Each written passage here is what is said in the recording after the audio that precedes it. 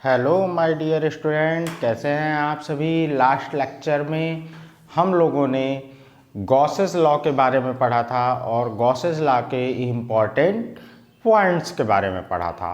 आज हम लोग जो पढ़ेंगे एप्लीकेशन ऑफ गॉसेस लॉ के बारे में पढ़ेंगे। आइए देखते हैं। सबसे पहला हमारा जो एप्लीकेशन है वो है field due to an infinitely long straight uniformly charged wire. जैसे हमारे पास एक काफ़ी लॉन्ग यूनिफॉर्मली चार्ज्ड वायर होगा जिसके चारों तरफ हम इलेक्ट्रिक फील्ड गॉसेस लॉ का यूज करके कैसे फाइंड करते हैं ये देखेंगे। अभी आपको मेरे सामने एक फिगर दिखाई दे रहा होगा, लेकिन आपको समझ में नहीं आ रहा होगा कि ये फिगर कैसे ड्रा हुआ है। तो ज़रा यहाँ पे देखिए, हमारे पास एक ये यूनिफॉर्मली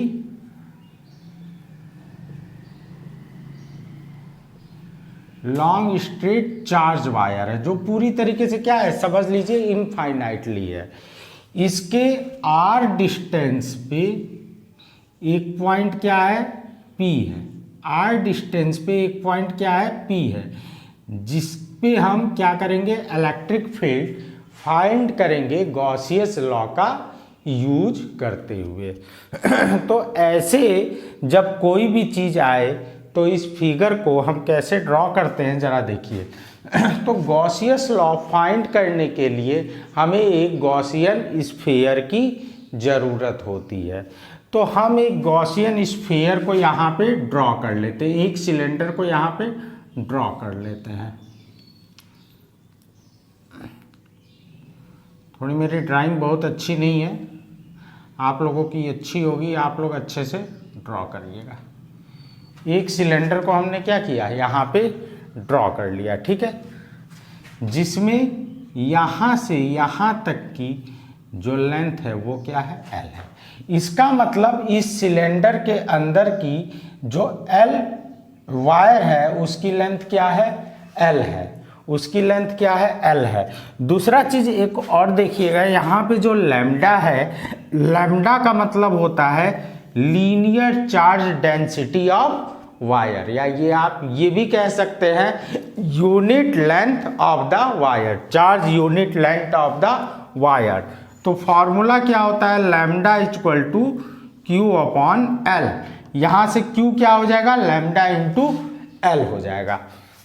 ठीक है। तो अब आप इस सिलेंडर में देखिए, आपको जो है इस सिलेंडर में तीन पोर्शन मिल रहे हैं। मान लीजिए पहला ये, दूसरा ये और तीसरा ये पोर्शन। पहला ये पोर्शन हो गया, दूसरा ये, तीसरा ये हो गया, ठीक है। अब आप इस पॉइंट पे देखिएगा, मैंने इस पूरे चार्ज वायर पे पॉजिटिवली चार्ज ले रखा है।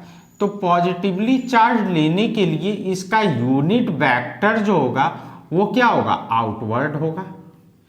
यूनिट वेक्टर क्या हुआ, आउटवर्ड हो गया। और इस पे जो हमारा इलेक्ट्रिक फील्ड बनेगा वो क्या होगा, परपेंडिकुलर होगा। क्या होगा, परपेंडिकुलर होगा, ठीक है। तो इन दोनों के बीच में जो थीटा हमारा बनेगा वो कितना बनेगा, 90 डिग्री बनेगा। कितना बनेगा, 90 डिग्री बनेगा। ठीक यही काम हम इस साइड भी करेंगे। हमारा यूनिट वेक्टर क्या होगा, आउटवर्ड होगा, ठीक है। जो हमारा परपेंडिकुलर होगा इलेक्ट्रिक फील्ड, यहां पे भी थीटा हमारा जो बनेगा वो क्या बनेगा, 90 डिग्री बनेगा।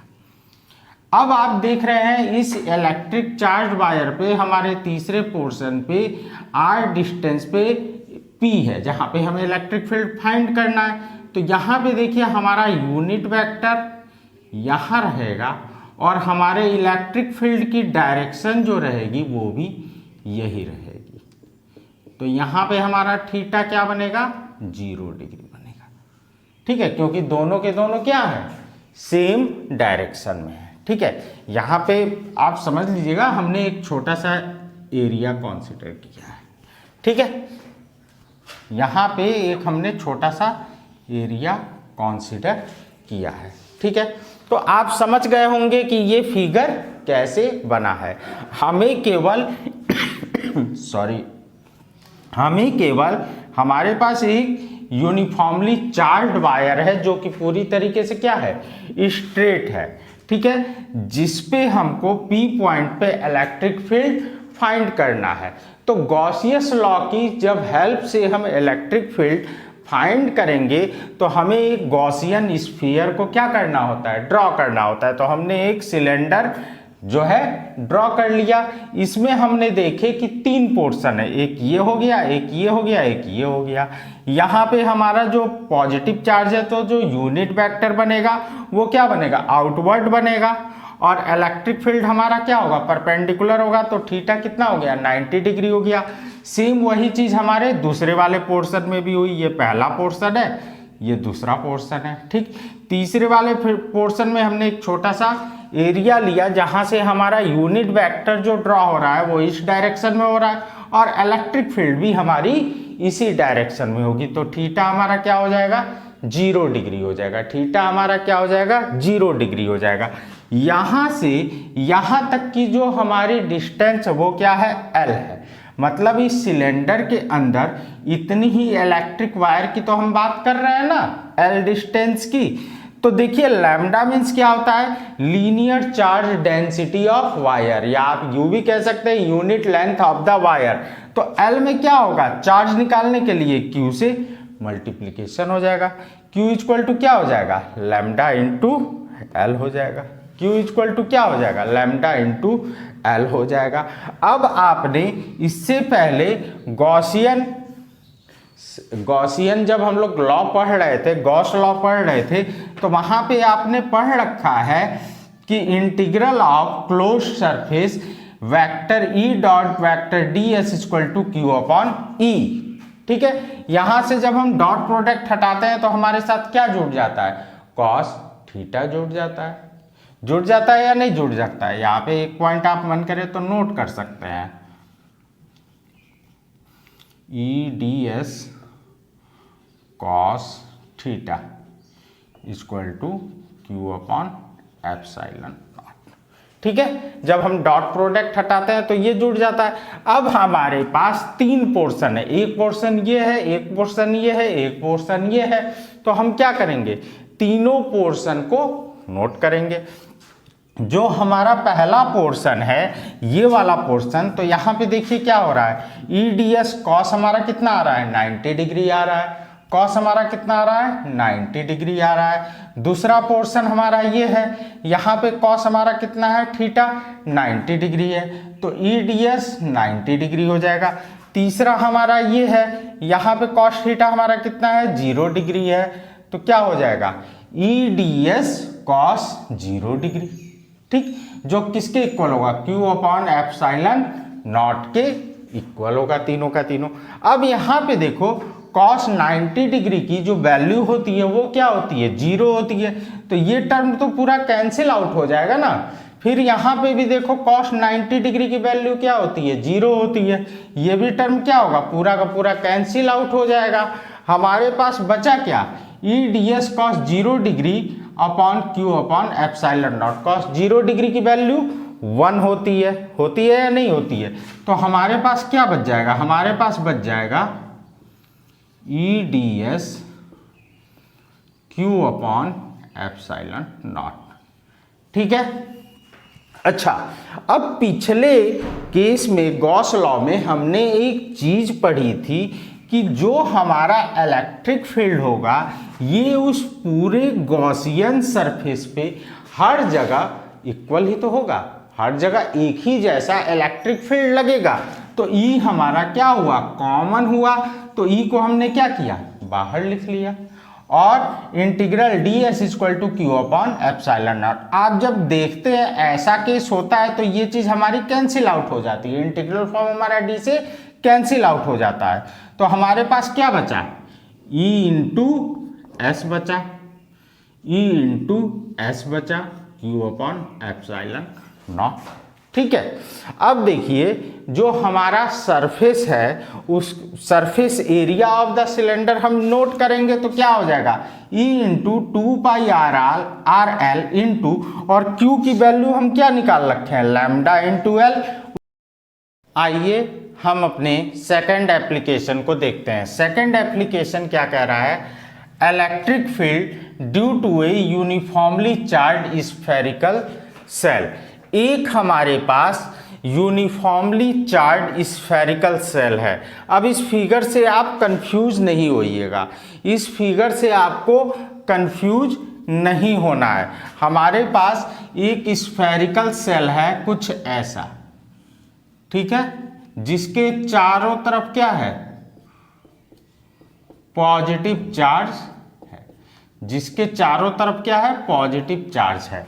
अब हमें इलेक्ट्रिक फील्ड निकालना है गॉसियन लॉ की हेल्प से इस स्फेरिकल सेल के चारों तरफ। तो सबसे पहले हम आउटसाइड की बात करेंगे कि बाहर की तरफ में, इसके बाहर की तरफ में हमारा इलेक्ट्रिक फील्ड क्या होगा। तो ये जानने के लिए हम क्या करेंगे, एक 3D स्फीयर ड्रॉ करेंगे, मतलब गॉसियन स्फीयर ड्रॉ करेंगे, ये ऐसे, ठीक है। गॉसियन शेप हमें ड्रा करना था, हमने वही यहाँ पे ड्रा कर लिया है, ठीक है। ड्रॉ करने के बाद से हम यहाँ पे क्या करेंगे, एक छोटा सा एरिया कंसीव करेंगे, ठीक है। एक छोटा सा एरिया हमने कंसीव कर लिया, ठीक है।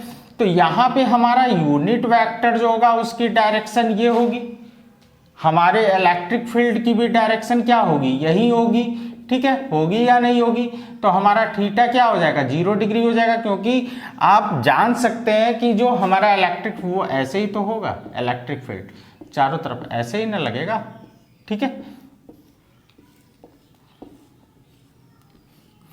तो हमारे इलेक्ट्रिक फील्ड की डायरेक्शन और हमारे यूनिट वेक्टर की डायरेक्शन दोनों की दोनों क्या हो गई, यूनिट एरिया की डायरेक्शन दोनों की दोनों क्या हो गई, एक ही डायरेक्शन में हो गई।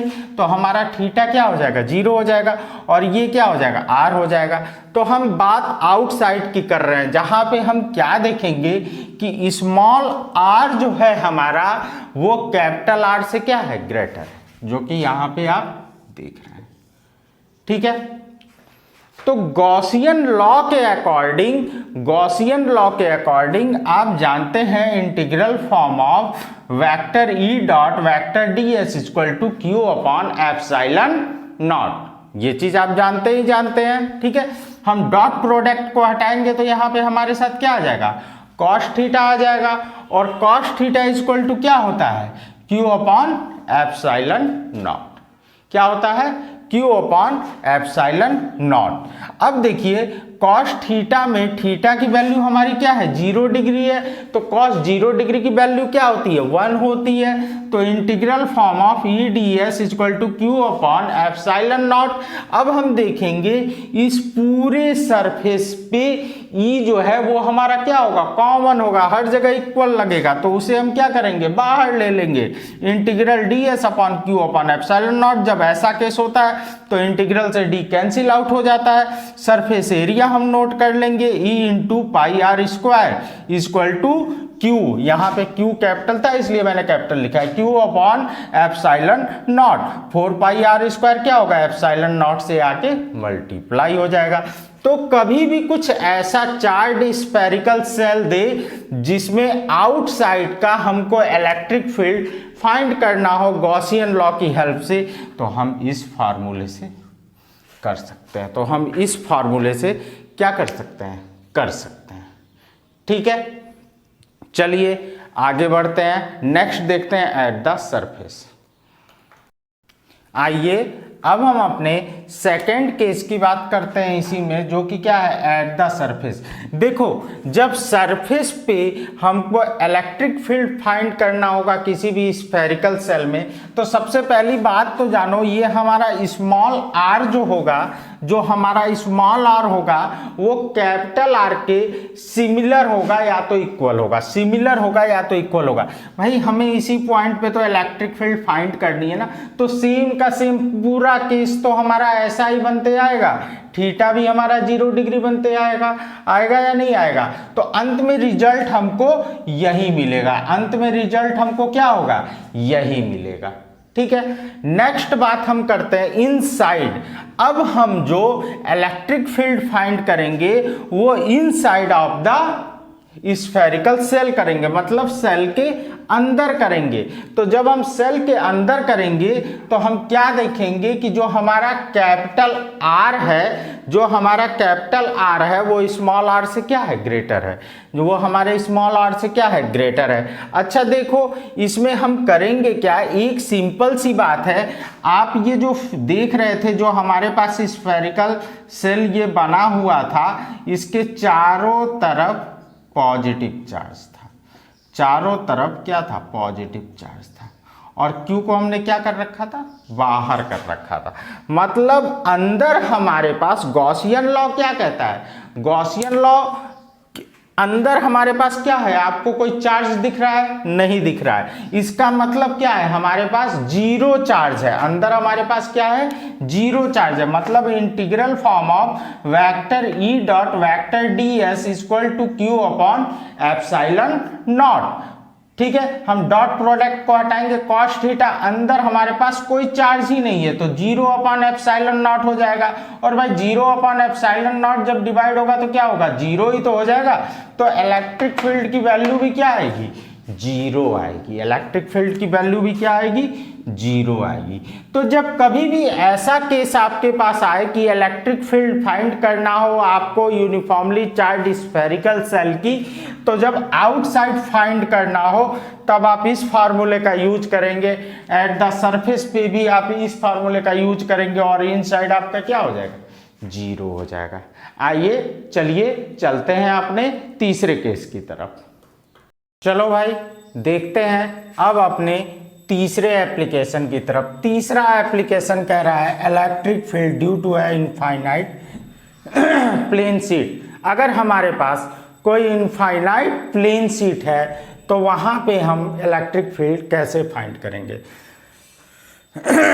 सॉरी, थोड़ी सी मेरी तबीयत सही नहीं है इसलिए खांसी बहुत आ रही है। ये देखिए आप एक इनफाइनाइट प्लेन शीट को देख रहे हैं जो पूरी तरीके से क्या है, पॉजिटिवली चार्ज है, जो पूरी तरीके से क्या है, पॉजिटिवली चार्ज है।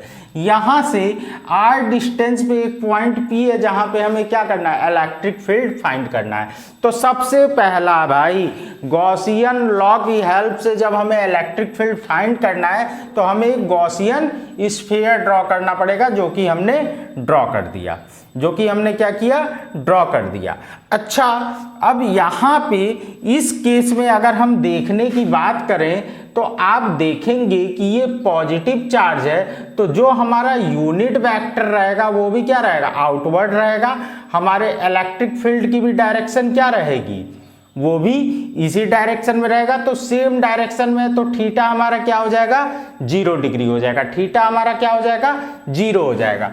सेम वही चीज यहाँ पे भी होगी, हमारे इलेक्ट्रिक फील्ड की डायरेक्शन, यूनिट वेक्टर की डायरेक्शन क्या होगी, इधर ही होगी, ठीक है, आउटवर्ड होगी। इलेक्ट्रिक फील्ड की डायरेक्शन भी क्या होगी, 0 डिग्री होगी। ठीक है, अब देखिए एक हम यहाँ पे एक छोटा सा क्या लेंगे, एरिया ले लेंगे। तो जब एरिया लेंगे तो हमारे यूनिट वेक्टर की डायरेक्शन क्या होगी, ये होगी, ठीक है, और हमारे इलेक्ट्रिक फील्ड की डायरेक्शन क्या होगी, इधर होगी। तो थीटा हमारा क्या हो जाएगा, 90 डिग्री हो जाएगा, थीटा हमारा क्या हो जाएगा, 90 डिग्री हो जाएगा। बात आती है सिग्मा की, तो सिग्मा हमारा क्या होता है, सरफेस चार्ज डेंसिटी, जो सरफेस की हमारी चार्ज डेंसिटी है। तो सिग्मा इक्वल टू क्या हो जाएगा, क्यू अपॉन ए हो जाएगा, जो हम लोग पहले वाले केस में पढ़ते आ रहे थे। तो क्यू इक्वल टू क्या हो जाएगा, सिग्मा इंटू ए हो जाएगा, Q इक्वल टू क्या हो जाएगा, सिग्मा इंटू ए हो जाएगा। अच्छा अब आप इस बात को जरूर जानते होंगे कि integral form of vector E dot vector D S equal to Q upon epsilon naught. ठीक है, यहाँ पे हमें 3 केस मिल रहे हैं। तो यहाँ पे देखिए इसका एरिया ये है तो इसका भी एरिया क्या होगा, ये ही होगा, सिंपल सी बात है। यहाँ पे देखिए E D S cos 0 degree plus दूसरे का integral form E D S cos 0 degree plus तीसरे का integral form E D S cos 90 degree equal to क्या होगा, Q upon epsilon naught. Q क्या है, सिग्मा इंटू ए है अपॉन एप्सिलॉन नॉट। यहाँ पे देखो कॉस 90 डिग्री तो हमारा खत्म, छूम अंतर हो गया। क्यों, क्योंकि उसकी वैल्यू ही 0 है, तो ये तो पूरा टर्म 0 हो गया ना। इसकी वैल्यू 1 है और इसकी वैल्यू 1 है, तो ये क्या हो गया, ई हो गया। ई हमारा कॉमन हो गया। ई हमारा कॉमन क्यों हो गया भाई, पूरे इस सरफेस पे हर जगह इलेक्ट्रिक फील्ड हमारा क्या होगा, सेम होगा। तो ई हमारा कॉमन हो गया। ds प्लस दूसरे वाले में भी सेम यही किस्सा हुआ, सिग्मा इंटू ए अपॉन एप्सिलॉन नॉट। अब यहाँ देखो जो हमारा भाई ये एरिया था, ए था, हमने ए इंटू ए लिख लिया, दूसरे वाले के लिए भी था ए लिख लिया। अब यहाँ पे देखो ए हमारा कॉमन हो जाएगा ना, तो ए से ये क्या हो जाएगा, कैंसिल आउट हो जाएगा। तो 2e इक्वल टू क्या हो जाएगा, सिग्मा अपॉन एप्सिलॉन नॉट। तो e इक्वल टू क्या हो जाएगा, सिग्मा अपॉन 2 एप्सिलॉन नॉट। तो किसी भी प्लेन शीट पे, इनफाइनाइट प्लेन शीट ही क्यों ना हो और उसमें इलेक्ट्रिक फील्ड फाइंड करने को पूछा हो, तो आप इस तरीके से फाइंड कर सकते हैं। यहाँ पे हमारा पहला चैप्टर जो है electric charges and field class 12 physics का वो ख़त्म हो रहा है। साथ में इसके पहले के लेक्चर जिसके भी छूटे हुए हों वो सारे वीडियो देख के कवर कर ले। आज मैं इस वीडियो की प्लेलिस्ट जो है आपकी क्रिएट कर दूंगा। नेक्स्ट हमारा जो टॉपिक रहेगा वो रहेगा numericals of electric field and charges. Electric field and charges पे हम न्यूमेरिकल करेंगे, जो हमारे इंपॉर्टेंट न्यूमेरिकल है, जो बोर्ड और कंपटीशन में आ सकते हैं, उस न्यूमेरिकल को हम करेंगे। उसके बाद से कुछ मैं आप लोगों को इंपॉर्टेंट क्वेश्चंस बताऊंगा जो आपको ध्यान में रखना है, जो आपके बोर्ड लेवल के पेपर पे वर्क करेगा। तो आज के लिए इतना ही। Thank you. वीडियो अच्छी लग रही हो तो लाइक करिए, शेयर करिए अधिक से अधिक अपने दोस्तों के पास। Thank you very much.